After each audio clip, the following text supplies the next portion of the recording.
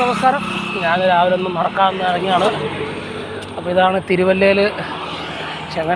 തിരുവല്ലയും പിന്നെ ചെങ്ങന്നൂരിനും ഇടയ്ക്കുള്ള ആറാട്ട് കടവ്. നമ്മുടെ ആറാട്ട് കടവ് എന്ന് പറഞ്ഞ തോടാട്ടോ ഇത്. ഇവിടെയൊക്കെ വെള്ളം പോലും ഇല്ല, എല്ലായിടത്തും ഭയങ്കര മഴയാണ്.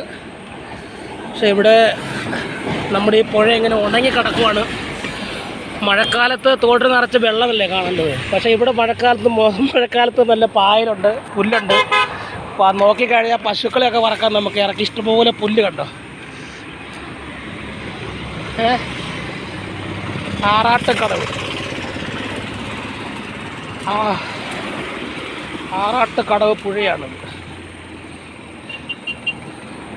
ആറാട്ടുകടവ് പുഴയാണ്.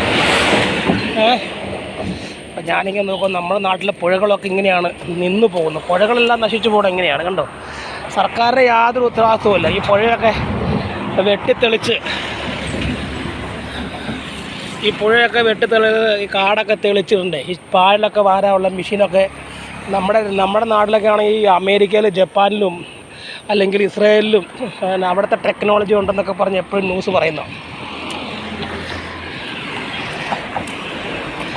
പക്ഷേ ഇവിടെ നമ്മുടെ നാട്ടിലെ പുഴയോ സർക്കാർ കിടന്ന് അടിയാണ്. സർക്കാർ ഭയങ്കര അടിയാണ്. പുഴയൊക്കെ ഉടയും കിടക്കുക. കേരളത്തിൻ്റെ പല സ്ഥലത്തും മഴക്കാലം വന്ന് വെള്ളപ്പൊക്കം. ഇത് കണ്ടോ, ഈ പുഴയുടെ അവസ്ഥ കണ്ടോ. ഈ പുഴയിൽ മീനൊക്കെ കിടന്ന് കരയുമായിരിക്കും. ഞങ്ങളുടെ ഈ പുഴയിലെ അഴുക്കൊന്നും ആരും വൃത്തിയാക്കുന്നില്ല എന്ന് പറഞ്ഞ് നീണ്ട് മുകളിൽ മൊത്തം പുല്ല് പിടിച്ച് കിടക്കുന്ന പുഴ, വെള്ളം കാണാത്ത പുഴ. ഈ പുഴയുടെ പേരാണ് വെള്ളം കാണാത്ത പുഴ. ഇങ്ങനെയുണ്ട്. അപ്പോൾ ഞാനിത് കണ്ടപ്പോൾ ഒരു വീഡിയോ ഉണ്ടാക്കിയിട്ടാണ്. ഈ പുഴ നന്നാക്കാനൊന്നും ആൾക്കാരൊന്നും വരുന്നില്ല. എന്തായാലും ചുമ്മാ ഒരു വീഡിയോ അപ്പോൾ ഞാനും ഉണ്ടാക്കി. അങ്ങനെ നല്ല രസമല്ലേ.